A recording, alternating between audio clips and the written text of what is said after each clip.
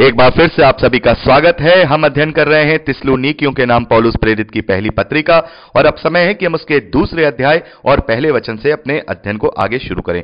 यहां पौलुस पहले और दूसरे वचन में लिखते हैं, हे भाइयों, तुम अपने आप जानते हो कि हमारा तुम्हारे पास आना व्यर्थ ना हुआ, वरन तुम आप ही जानते हो कि पहले फिलिप्पी में दुख उठाने और उपद्रव सहने के बाद भी हमारे परमेश्वर ने हमें ऐसा साहस दिया कि हम परमेश्वर का सुसमाचार भारी विरोध के होते हुए भी तुम्हें सुनाएं। मेरे प्यारे भाई बहनों, इस बात को हम जानते हैं। प्रेरितों के कार्य में हम 17वें अध्याय पहले वचन से लेकर 9वें वचन तक पढ़ सकते हैं कि जो थिस्सलुनीके का शहर है वहां पर पौलुस जाते हैं और वहां पर उनका भारी विरोध होता है। जो यहूदी लोग हैं वो भाड़े के लोग ला करके वहां शहर नगर में बहुत ही ज्यादा हुल्लड़ काटते हैं, हंगामा काटते हैं, और वहां से पौलुस और सिलास को जाना पड़ जाता है। तो यहां पर पौलुस कह रहे हैं कि तुम ये बात जानते हो कि हम वहां पर जो आए, हमने जो विरोध के बावजूद भी तुम्हारे बीच में सुसमाचार सुनाया, वो हमारा व्यर्थ नहीं हुआ, बल्कि प्रभु ने तुम लोगों को चुना कि तुम में आए। तो यहां पौलुस कह रहे हैं कि पहले हमने फिलिप्पी में दुख उठाया, जैसा कि आप जानते हैं। यहां इस नगर में आने से पहले फिलिप्पी के नगर में भी वहां पर उन्होंने उपद्रव को सहा, वहां पर काफी क्लेश को सहा, और यहां पर भी उन्होंने विरोध के बावजूद, जो यहूदी हैं वो बहुत ही ज्यादा उनका विरोध कर रहे थे, बड़ा भारी हंगामा काट रहे थे, उसके बावजूद भी परमेश्वर ने उन्हें ऐसा साहस दिया कि उन्होंने वहां सुसमाचार सुनाया। तो मेरे प्यारे भाई बहनों, हमें आज भी जरूरत है इन बातों से सीख करके कि हमें किसी क्लेश, किसी उपद्रव, किसी परेशानी से डरना नहीं है, बल्कि साहस के साथ परमेश्वर के कार्य को पूरा करना है। और यदि हम अपने साहस के साथ, हियाव के साथ जो परमेश्वर ने हमें दिया है, परमेश्वर के कार्यों को करेंगे, तो वो कार्य हमारे व्यर्थ नहीं होंगे। चाहे कितनी भी दिन के लिए वहां पौलुस और सिलास रहे इस थिस्सलुनीके के शहर में, लेकिन वहां पर भी उनका जो सुसमाचार जो उन्होंने सामर्थ्य के साथ बोया था, सुनाया था, वो व्यर्थ नहीं हुआ। तो हमारा कोई भी जो सुसमाचार सुनाना है या किसी को किसी प्रभु यीशु मसीह के विषय में बताना है, वो कभी भी व्यर्थ नहीं होगा। यदि वो इस योग्य होगा तो वो बीज जो हमने डाला है वहां पर फलवंत जरूर होगा। और इसी बात को पौलुस कह रहे हैं कि तुम इस बात को जानते हो कि हमने इतनी तकलीफों के बावजूद भी तुम्हारे बीच में सुसमाचार सुनाया, लेकिन हमारा ये सुसमाचार सुनाया जाना व्यर्थ नहीं हुआ, और तुम लोगों ने प्रभु को ग्रहण किया है और उस उद्धार को प्राप्त किया है। पौलुस आगे लिखते हैं तीसरे और चौथे वचन में, क्योंकि हमारा उपदेश ना भ्रम से है, ना अशुद्धता से और ना छल के साथ है, पर जैसा परमेश्वर ने हमें योग्य ठहराकर सुसमाचार सौंपा, हम वैसा ही वर्णन करते हैं, और इसमें मनुष्यों को नहीं परंतु परमेश्वर को जो हमारे मनों को जांचता है प्रसन्न करते हैं। मेरे प्यारे भाई बहनों, पौलुस यहां पर बात कर रहे हैं कि हम जो तुम्हें सुसमाचार सुनाते हैं, या हम जो तुमसे बात करते हैं, या हम तुम्हें जो उपदेश देते हैं, वो भ्रम का नहीं है, बिल्कुल सच का है, सत्य का है, सच्चाई का है, ना ही अशुद्धता का, यानी ना ही किसी से वैर, ना किसी से कोई द्वेष, ना ही किसी के प्रति हमारा कोई मन में कुड़कुड़ाहट। ये सब साफ मन से प्रभु की आज्ञा के अनुसार जो हमें सौंपा गया है, किसी भी धोखे के साथ नहीं। मुझे तुमसे कुछ नहीं चाहिए। अभी आगे पौलुस ये कहेंगे कि हम देखते हैं कि पौलुस ने जब शुरुआती जो अपना प्रचार किया है, जो प्रचार यात्राएं की हैं, पौलुस ने कभी किसी से सपोर्ट नहीं लिया। पौलुस अपने सेल्फ सपोर्ट पे ही वहां काम करते रहे, लेकिन जब उन्हें जरूरत पड़ी तो परमेश्वर ने उन्हें सपोर्ट भी दिया, सपोर्ट भी करवाया उनका, लोगों ने उनका सपोर्ट किया। लेकिन पौलुस ने ज्यादातर जो अपना कार्य किया है वो अपने सेल्फ इंडिपेंडेंट होकर के ही किया है। किसी पर कोई भार बना नहीं है। जहां जरूरत पड़ी है वहां पर उन्होंने मेहनत मजदूरी भी की है, काम भी किया है। हम जानते हैं वो टेंट बनाने का, यानी कि जो झोपड़े होते हैं उन्हें बनाने का वो कार्य किया करते थे। पौलुस कह रहे हैं, हमने जो तुम्हें सिखाया है वो किसी भ्रम के साथ नहीं सिखाया, किसी अशुद्धता के साथ नहीं, ना ही किसी धोखे के साथ, लेकिन जैसा परमेश्वर ने हमें दिया था हमने वैसा ही सुनाया। और हम जो तुम्हें सुना रहे हैं वो मनुष्यों को प्रसन्न करने के लिए नहीं, बल्कि परमेश्वर के लिए, परमेश्वर को खुश करने के लिए कर रहे हैं। तो मेरे प्यारे भाई बहनों, ये संदेश मसीही सेवकों के लिए है, अगुओं के लिए है कि वो कलीसिया को खुश ना करें, कलीसिया को प्रसन्न करने के लिए प्रचार संदेश ना दें। और हम देखते हैं कि कलीसिया कहीं ऐसा ना हो कि बुरा मान जाए, कलीसिया ऐसा ना हो कि हम कोई कठोर वचन दे दें तो कलीसिया को यह लगे कि भाई पादरी साहब ने ऐसा वचन नहीं दिया, पादरी साहब ने ऐसा वचन नहीं दिया, सच्चाई का वचन दे दिया, या उनको मुंह पर उनको बता दिया, चेता दिया। लेकिन ये अगुए का ये काम है कि यदि कोई भेड़ अगर भटक रहा है और भेड़ अपने रास्ते से अलग जा रहा है, तो वो अगुआ जो कि रखवाला है, उन भेड़ों का रखवाला है, वो उन्हें मुंह पर उनके बिल्कुल सत्य बात बताए ऐसी बात ना कहे, इस बात को डरे ना कि भाई ऐसा ना हो कि ये हमारी कलीसिया को छोड़ के चले जाए और हमारा एक जो 10वां अंश है वो चला जाए। तो मेरे प्यारे भाई बहनों, हमें यहां सच्चाई के साथ जो परमेश्वर ने हमें सौंपा है, जो इस सुसमाचार में या इस पवित्र शास्त्र में लिखा है, वैसा का ही वैसा लोगों को समझाना है। इसमें मानवीय बुद्धि का इस्तेमाल नहीं करना है। बहुत सारी जगहों पे मैं देखता हूं मानवीय बुद्धि का इस्तेमाल हो रहा है, लेकिन हमें मानवों को, इंसानों को प्रसन्न नहीं करना है, बल्कि परमेश्वर को प्रसन्न करना है, क्योंकि वो हमारे मनों को जांचने वाला है। 5वें वचन में पौलुस लिखते हैं, क्योंकि तुम जानते हो कि हम ना तो कभी चापलूसी की बातें किया करते हैं, ना लोभ के लिए बहाना करते थे। यहां पर पौलुस लिख रहे हैं, ना ही हम चापलूसी की बातें किया करते थे जब हम तुम्हारे पास थे, ना ही हमने कोई लालच का या कोई बहाना का कार्य किया।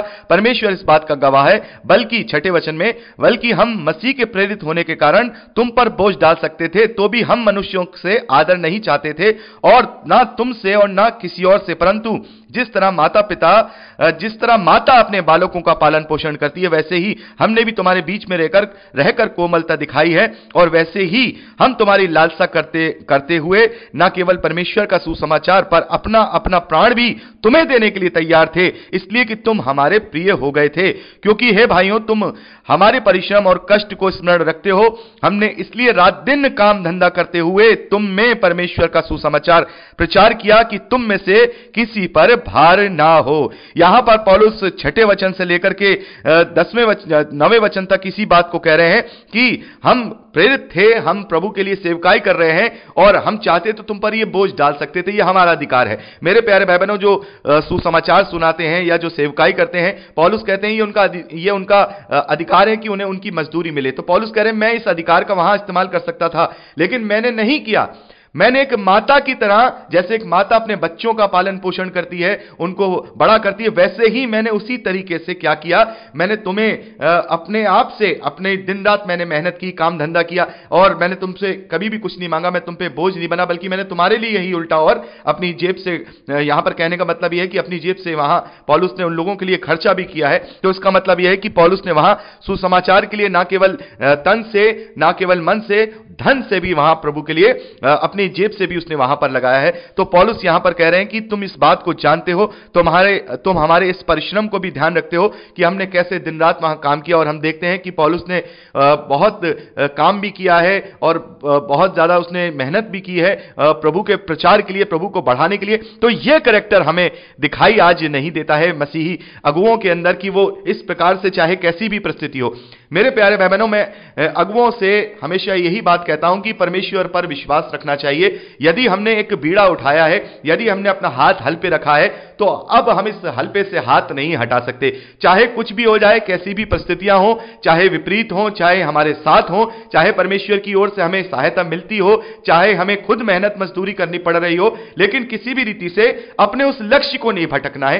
हो सकता है कुछ समय के लिए परेशानियां आ जाएं, हो सकता है कि आज हम 24 घंटे परमेश्वर के लिए कार्य कर रहे हैं, पूरे हफ्ते परमेश्वर के लिए कार्य कर रहे हैं, लेकिन कुछ ऐसा समय आ जाए कि हमारी परीक्षा हो और हमारे पास सपोर्ट ना रहे, हमारे पास कोई भी किसी का सहयोग ना आए, या हमें कोई ऑफरिंग ना आए, तो हो सकता है कि हमें अपने आप से भी अपने जीवन का यापन करना पड़ जाए। तो वो एक समय होगा कि हमें उस वक्त मेहनत भी करनी होगी, अगर हमें कोई कारोबार करना है वो भी करना होगा, लेकिन हमारा जो मेन मकसद होगा, जो अगुओं के लिए मैं बात कर रहा हूं, अगुओं का ये मेन मकसद होगा कि चाहे कितना वो समय निकल जाए, आगे आने वाले समय में कोई ना कोई सपोर्ट बनेगा या परमेश्वर आपको खड़ा करेगा। पौलुस के साथ तो ये सारी चीजें हुई हैं। तो अगुओं को अगर सीखना है तो पौलुस की लाइफ से बहुत अच्छे से सीखना चाहिए कि पौलुस ने हर एक परिस्थिति को झेला है और हर एक परिस्थिति में रह करके उसने प्रभु का प्रचार किया है। यहां पर हम देखते हैं कि जब वो थिस्सलुनीके में जा रहे हैं, एथेंस में जा रहे हैं, या इससे पहले वो कुरिन्थ में जा रहे हैं, वहां पर हम देखते हैं कि जो पौलुस हैं वो हफ्ते के हफ्ते जो है प्रचार किया करते थे। यानी कि सप्ताह के दिन वो काम नहीं करते थे और वहां पर वो प्रचार करते थे।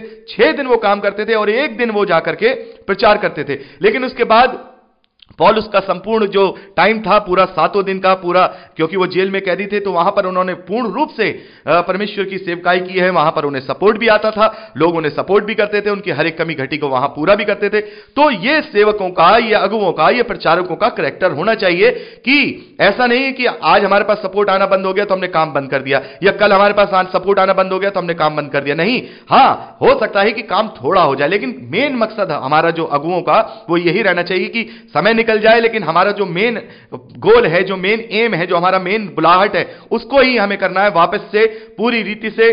पूरे 24 घंटे 7 दिन अगर नहीं कर पा रहे हैं तो भी हमें उस हियाब को नहीं छोड़ना है, भले ही हम 1 घंटे के लिए ही भले क्यों ना करें हफ्ते में, लेकिन हमारा मेन पर्पस, हमारा जो मेन कार्य है वो यही होना चाहिए कि हम प्रभु के प्रचार को आगे बढ़ाते रहें। जैसे पौलुस ने इतनी मेहनत मजदूरी करने के बावजूद भी सब कुछ उसने झेला, सारी चीजें की, लेकिन उसका जो मेन मकसद था, मेन एम था, वो यही था कि वो प्रभु का प्रचार करे, वो प्रभु के सुसमाचार की बढ़ोतरी करे। यहां 10वें वचन में पौलुस लिखते हैं, तुम आप ही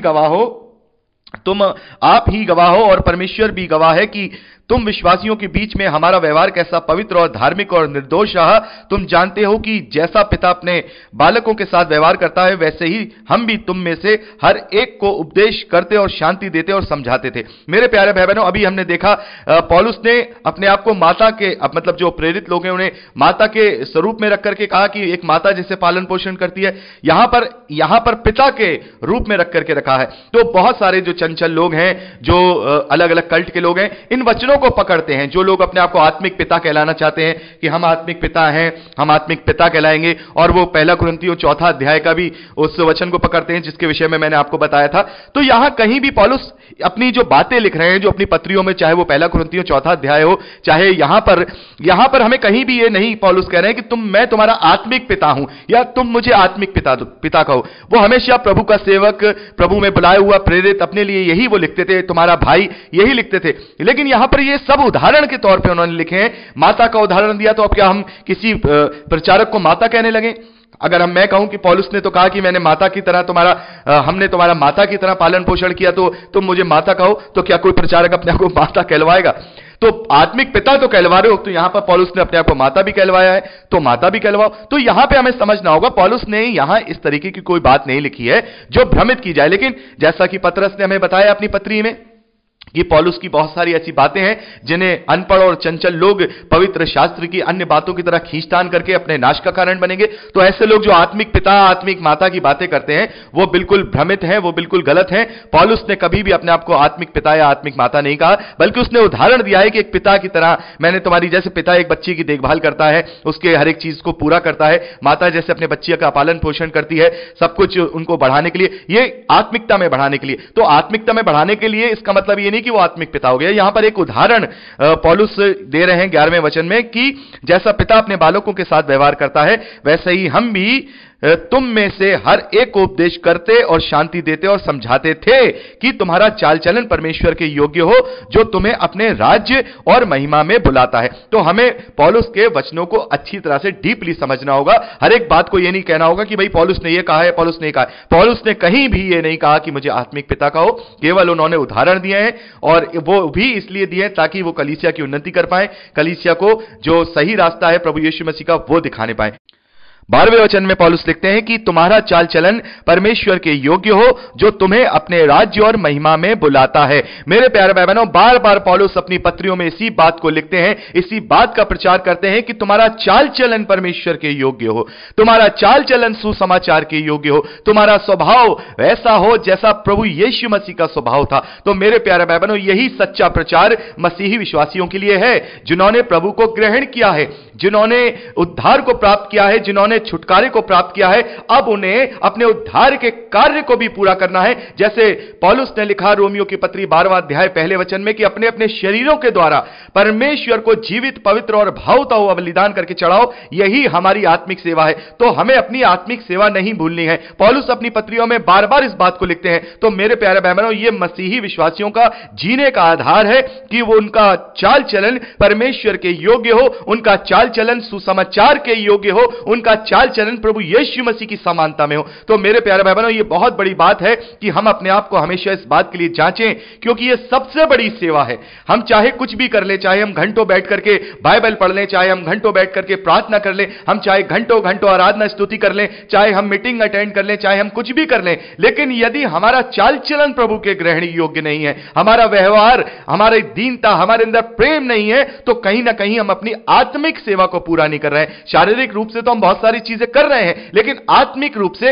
अपने शरीर को बलिदान करके नहीं चढ़ा रहे हैं। अपने शरीर को बलिदान करने का मतलब अपनी अभिलाषाओं को जो हमने प्रभु यीशु मसीह के साथ गाड़ दी हैं, मार दी हैं, और प्रभु यीशु मसीह के साथ नया जीवन बनके, नई सृष्टि बनके हम जी उठे हैं, ताकि हम उसकी परछाई में, उसके दीनता की परछाई में, उसके प्रेम की परछाई में, उसके स्वभाव की परछाई में अपने जीवन को जिए। यही एक असली मसीही कर्तव्य है और यही असली मसीही धर्म है। मेरे प्यारे भाई बहनों, इस तरीके का जीवन जीना ही मसीही धर्म है। और पहले सदी की कलीसिया में केवल इन्हीं बातों का प्रचार किया जाता था कि तुम उस आशा को उस आशा में अपना धीरज बनाओ, जो आशा प्रभु यीशु मसीह में है कि वो शीघ्र अति शीघ्र आने वाला है, वो हमें लेने आने वाला है। हमें अनंत जीवन का आश्वासन दिया गया है। यह जीवन यहां का जीवन नहीं है, हमारा जीवन, असली जीवन स्वर्ग का है। हमें अपने चाल चलन को प्रभु यीशु मसीह के स्वभाव में ढाल करके चलाना है, अपने जीवन में अपने जीवन के अंदर प्रभु का प्रचार करना है। ये जो बेसिक बातें हुआ करती थी मसीही विश्वासियों में, उस वक्त ये प्रचार की जाती थी। लेकिन विडंबना यह है कि आज ये कलीसियाओं में नहीं पाई जाती हैं। थोड़ा सा भी सख्त या कड़वा अगर वचन किसी को दिया जाता है तो कलीसिया उसको सुनना पसंद नहीं करती। लेकिन मेरे प्यारे बहनों, सुनने से कोई फायदा नहीं होगा, क्योंकि यही सच्चा हमारा कर्तव्य है, यही सच्चा हमारी आत्मिक सेवा है, यही हमारा प्रभु यीशु मसीह के लिए प्रेम है, और यही हमारा प्रभु यीशु मसीह के लिए धन्यवाद है, परमेश्वर के लिए धन्यवाद है। तो यहां पर हमने 12वें वचन तक का अध्ययन किया है, और मैं चाहूंगा दूसरा अध्याय 13वें वचन से आगे का अध्ययन हम अगली रिकॉर्डिंग में करें। प्रभु आपको बहुत आयत की आशीष दे। Praise the Lord. जय मसीह की।